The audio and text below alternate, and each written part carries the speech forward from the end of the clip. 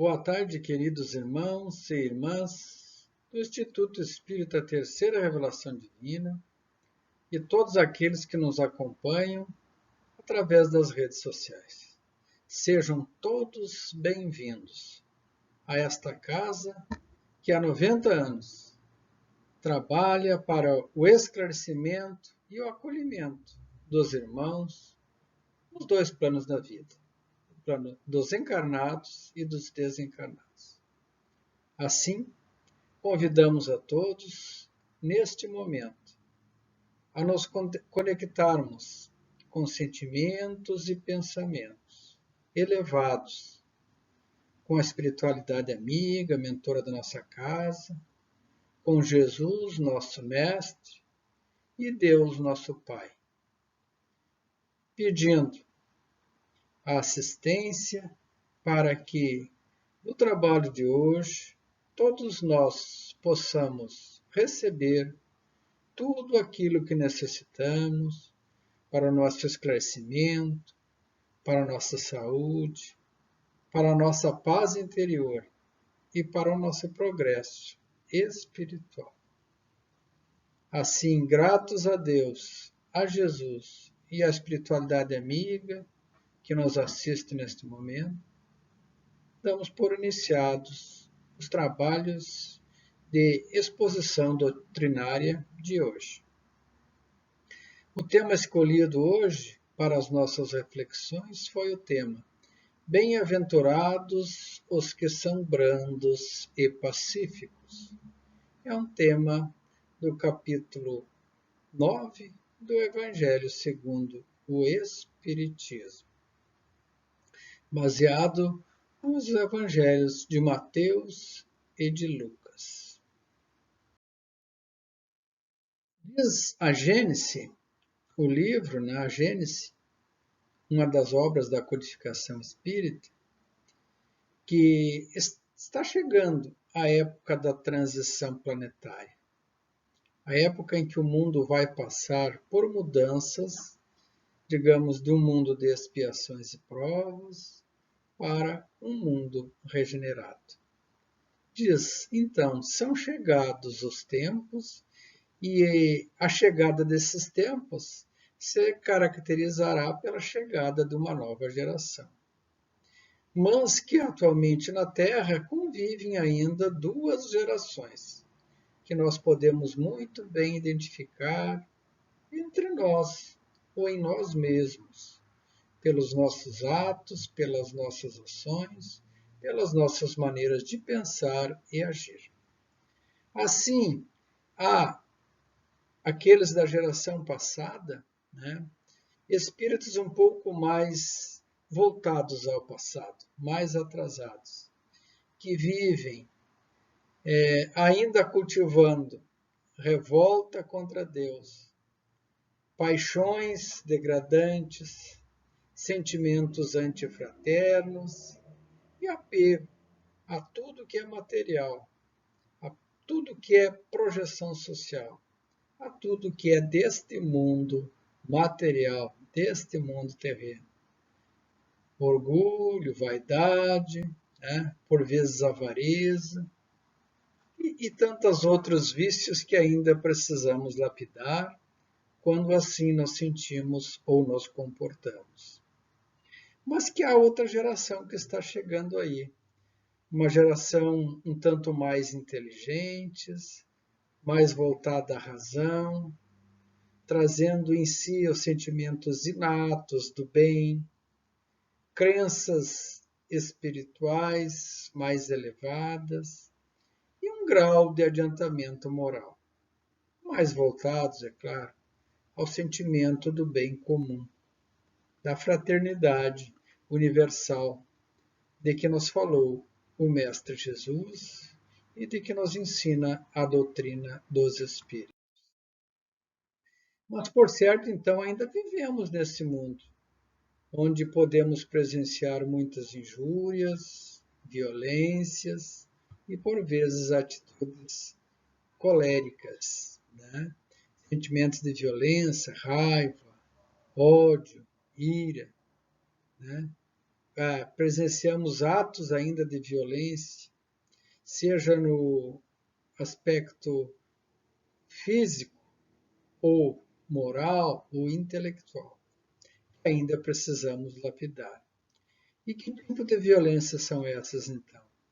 A autoviolência contra si mesmo, contra o seu corpo, a falta de cuidado com o corpo, as atitudes, pensamentos suicidas, a violência interpessoal em relação ao próximo, aqueles que convivem conosco, seja em casa, seja no ambiente de trabalho, ou vizinhos, né? E a violência coletiva, que se espalha ainda para a sociedade como um todo, seja na nossa sociedade local, regional, nacional ou internacional. Ainda temos muitos aspectos a serem lapidados como pessoas humanas, como coletividade, como humanidade. Por isso que ainda há nos dias de hoje muitas mortes, né, ou desencarnes em decorrência da violência. Mais de 800 mil pessoas por ano desencarnam em razão de suicídio. A violência entre as pessoas, assassinatos, mais de 400 mil por ano no mundo, né? E assim por diante. E o Brasil não é diferente. Nós temos em torno de 29 óbitos, né, a cada 100 mil habitantes decorrentes da violência interpessoal, enquanto no mundo a média é em torno de 10. Então, a própria nossa sociedade precisa se pacificar um pouco mais. Atitudes ou atos de violência física, sexual, psicológica e emocional é o que ainda percebemos por vezes nos nossos dias. Atitudes essas que precisamos compreender e evitar, e também auxiliar o nosso próximo a não seguir por esse caminho. Mas contra tudo isso, Jesus diz: bem-aventurados os que são brandos, mansos, né? Porque possuirão ou porque herdarão a terra. Aqui Jesus está nos falando que devemos procurar entender e cultivar pela vivência as virtudes da brandura, da mansuetude, da afabilidade no tratamento e na doçura no falar, conforme nos ensina o Evangelho, que a boca fala do que está cheio o coração. Então, que o nosso coração esteja cheio de brandura, de doçura, de afabilidade e de mansuetude. É nesse sentido que precisamos gravitar para evoluirmos, nesse sentido de que ensina Jesus, como aqueles que terão direito de herdar essa terra regenerada, onde bons espíritos venham aqui habitá-la, onde prevaleça o bem sobre o mal, ou as boas atitudes sobre as más atitudes. Mas para isso precisamos nos transformar e procedermos em nós mesmos a nossa reforma íntima, a nossa transição de espíritos ainda voltados a um mundo de provas e expiações para espíritos compromissados com um mundo regenerado. E é preciso que cada um de nós, então, proceda dentro de si essa regeneração. E quando alcançarmos a massa crítica da maioria de nós já termos alcançado esses níveis de evolução espiritual, então o planeta como um todo dará esse salto quântico, né, para esse novo mundo. Trabalhemos por isso, cuidando primeiramente das nossas atitudes, porque a nós podemos mudar, os outros é um pouco mais difícil, né? Então que a gente volte o nosso raciocínio, a nossa vigilância para as nossas atitudes, os nossos pensamentos e a nossa maneira de ver o mundo. procedendo às transformações que forem sendo necessárias para lapidarmos o nosso espírito. Sabeis que foi dito, diz Jesus e o Evangelho, aos antigos: não matareis, e quem quer que mate merecerá condenação pelo juízo, estará sujeito a julgamento. Então, Jesus está ensinando que não sejamos violentos, não matemos aquilo que não nos cabe tirar a vida, né? Evitar os cuidados, os maltratos com a natureza, com os animais, com os seres humanos como um todo, né? Nós voltando então para esse mundo de respeito com todos os seres vivos que vivem conosco e convivem conosco e evoluem conosco neste planeta. E também, é claro, mais próximos de nós, os nossos irmãos em humanidade, não importando a sua maneira de pensar, a sua maneira de ser, né? As suas crenças, pois todos estamos, de certa forma, buscando a luz, buscando o entendimento e buscando a evolução. Que haja, portanto, respeito e não pratiquemos violência contra o nosso próximo. Nenhuma espécie de violência. Seja violência material, psicológica ou mental, né? Que ainda se observa tantos nos nossos dias. Se vê e se ouve tanto falar em processos de danos morais, em que a justiça julga, são justamente esses processos que fala aqui Jesus. Estará sujeito ao juízo.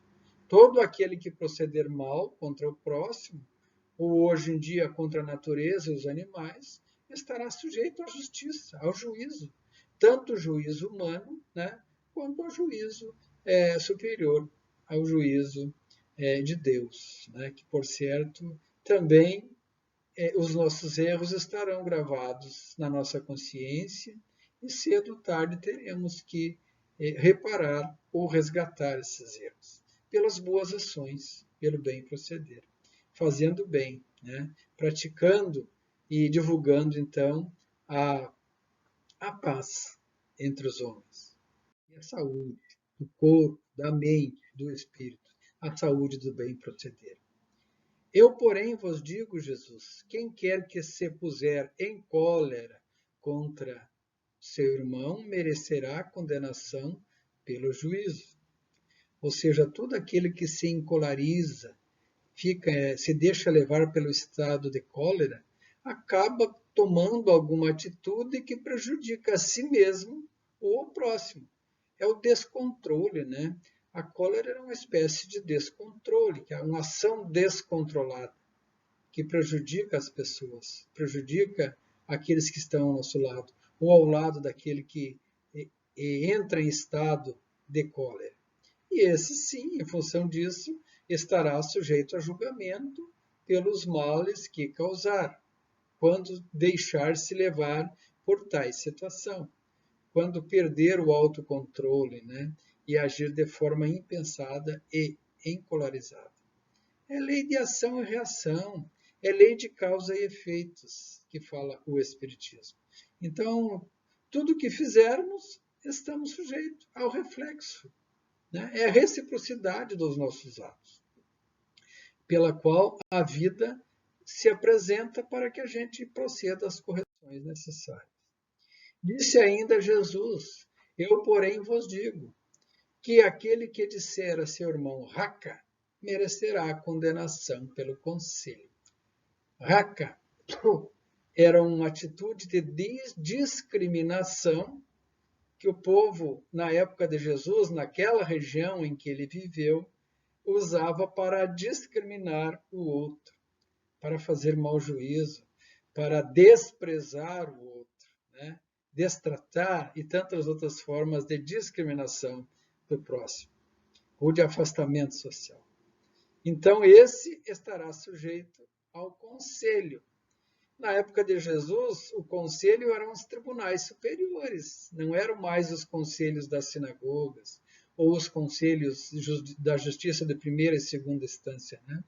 mas o conselho superior. Na época de Jesus, o conselho superior era o sinédrio, né? Uma analogia na nossa sociedade são as altas cortes, né, de justiça do nosso país. Mas, é claro, no plano espiritual, as altas cortes dos nossos níveis de consciência, né, que nos julgam, ou seja, a consciência, o conselho vai nos julgar, porque cedo ou tarde teremos que ficar frente a frente, no espelho, nos olhando, para vermos se o que vemos nesse espelho, nesse reflexo. Se estamos agindo bem ou estamos ainda agindo mal, com discriminação em relação ao nosso próximo. Aquele que pensa diferente, aquele que é diferente na sua maneira de ser, ou tem uma crença diferente da nossa, uma crença política, religiosa, filosófica, não importa, né? Então, que a gente não discrimine ninguém. Ou então estaremos sujeitos ao conselho, conforme diz Jesus, que seja o conselho, né, da nossa consciência. Eu, porém, vos digo: aquele que disser és louco, merecerá ser condenado pelo fogo. Na época de Jesus existiam as grenas de fogo, né, naqueles vales onde eles jogavam lá os lixos, os cadáveres dos animais e até de pessoas humanas desprezíveis, consideradas desprezíveis pela sociedade. Era um julgamento, digamos, de altíssima condenação, ser condenado, julgado ao fogo do inferno. Eram aqueles fogos que queimavam para sempre, né? E diz que eles colocavam enxofre naqueles fogos para que eles nunca se apagassem, para que o lixo permanecesse sendo queimado. Então, o lixo humano das nossas casas, animais mortos, pessoas, né, condenadas por atitudes consideradas desprezíveis pela sociedade. Então, chamar o outro de louco, né, fazer auto-juízo do outro, Jesus está dizendo, né, esse poderá ser condenado, claro, a este fogo. E no plano espiritual é a mesma coisa, né? Se ficarmos discriminando os nossos irmãos a ponto de julgá-los como loucos, né? Poderemos, é claro, na espiritualidade responder por isso, pois tanto aqui no plano físico quanto no plano espiritual estaremos sim trabalhando e lapidando nosso espírito, resgatando débitos, né? Ou realizando tarefas do bem. Cabe a cada um de nós fazer a escolha do que desejamos para as nossas vidas. Assim, então, vivemos num mundo de medo, por vezes, de insegurança, em que ainda presenciamos temperamentos violentos. Mas no que toca a nós mesmos, o que precisamos é buscar o autoconhecimento e a nossa reforma íntima, para desenvolvermos em nós as virtudes da autoconfiança, do amor próprio, né? Para que vamos nos tornando seres então brandos e pacíficos, capazes, não aptos a herdar essa terra regenerada. E assim, dessa forma, autoconfiantes, desenvolvendo o amor próprio, trabalhando em prol do bem comum, agindo no bem proceder, no comprometimento com o coletivo, vamos desenvolvendo a autoridade moral, né? Adquirida pela fé inabalável, pelo amor ao próximo, pelo ser pacificador, pelo agir, nos tornando assim seres pacificadores, que quando presenciamos uma contenda, uma briga, uma discussão, ao invés de irmos lá e atiçarmos aquela discussão, vamos procurar, né, fazer com que aqueles que se encontram naquela situação se entendam, cada um ceda um pouco, um compreenda um pouco, né, e aquele conflito vá sendo resolvido por meio da paz, né?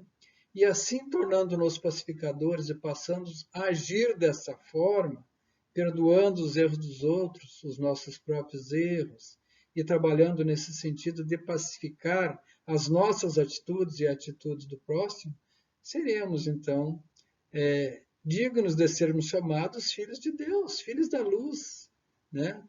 Justamente por estarmos disseminando o amor ao próximo.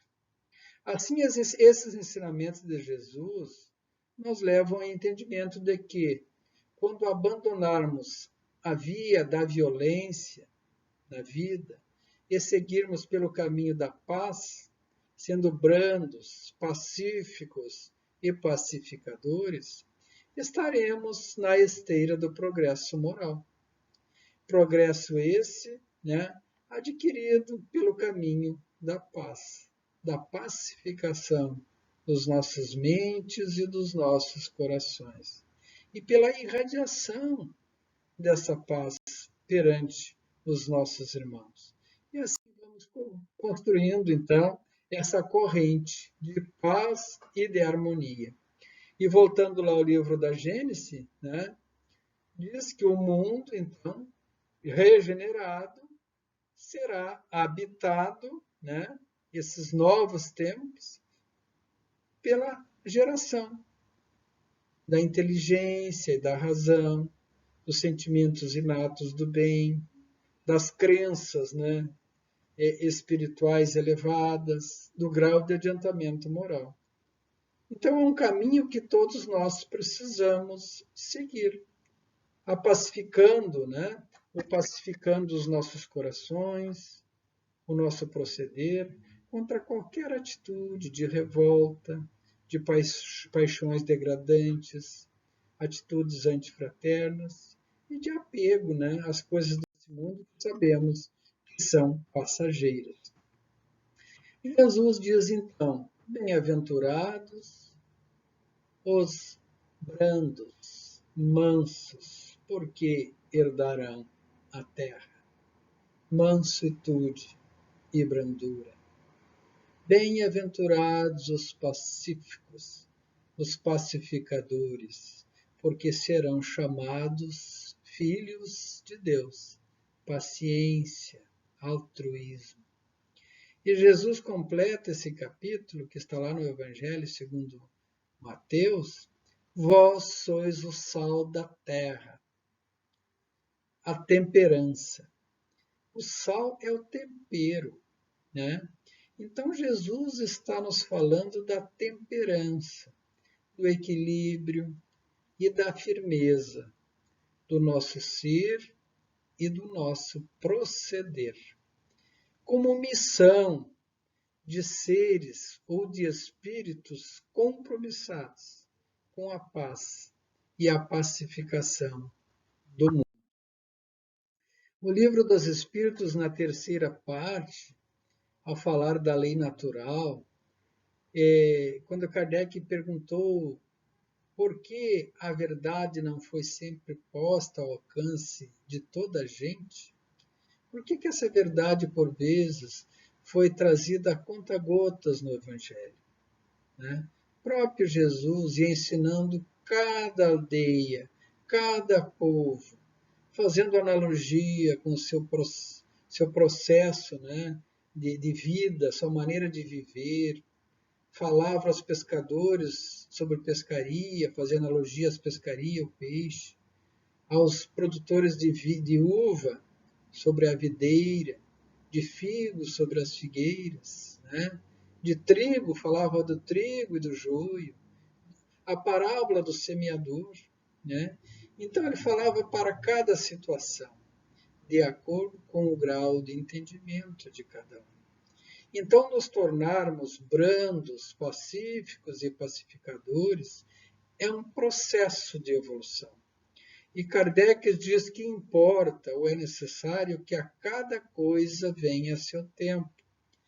A verdade é como uma luz. O homem precisa habituar-se à verdade, à luz, pouco a pouco. Do contrário, ficaria deslumbrado. Né? Deus jamais permitiu que o homem recebesse comunicações tão completas e instrutivas como as que hoje lhe são trazidas pelo Espiritismo. Havia na antiguidade sábios, indivíduos possuidores de conhecimentos que consideravam uma verdadeira ciência sagrada e que faziam por vezes mistérios aos olhos dos homens simples, né? Mas Jesus veio então cumprir a lei e o Espiritismo veio por vezes tirar o véu dessa lei. Porque, por certo, aqueles irmãos do passado tinham conhecimentos de natureza importantíssima para a nossa evolução e para a sociedade, para a evolução da sociedade como um todo. Por vezes ainda, digamos, esparsos, espalhados, por aqui, acolá, né? Mas com o Espiritismo, então, vem e codifica, né? Junta esses conhecimentos humanos.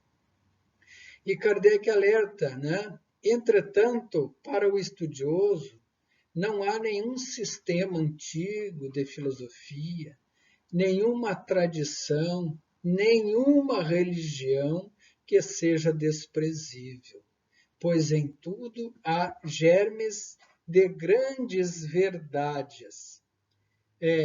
Não desprezeis, portanto, os objetos de estudo que esses materiais oferecem. São muito ricos e podem contribuir grandemente para vossa instrução.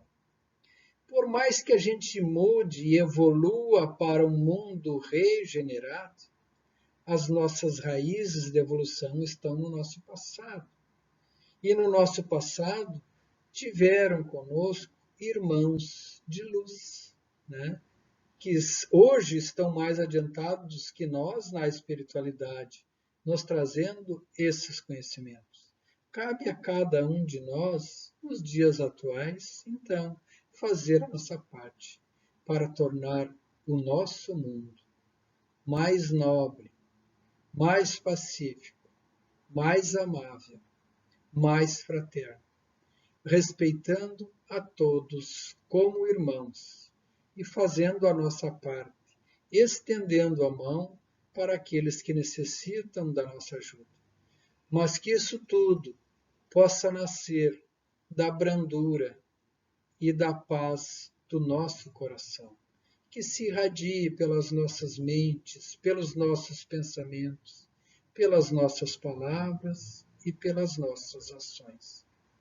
Assim agradecemos a todos os irmãos por mais este encontro e pedimos a Deus Pai, de infinito amor e bondade, que a todos nós dê a força, o entendimento, a sabedoria para conquistarmos dentro de nós a nossa saúde, a nossa paz, o nosso amor próprio e o nosso bem proceder em relação ao nosso próximo e à nossa sociedade. Saúde e paz a todos, com as bênçãos do nosso irmão Jesus. E que a vontade de Deus, nosso Pai, sempre se cumpra, hoje e sempre, aqui na Terra, como em todo o universo. Que assim seja.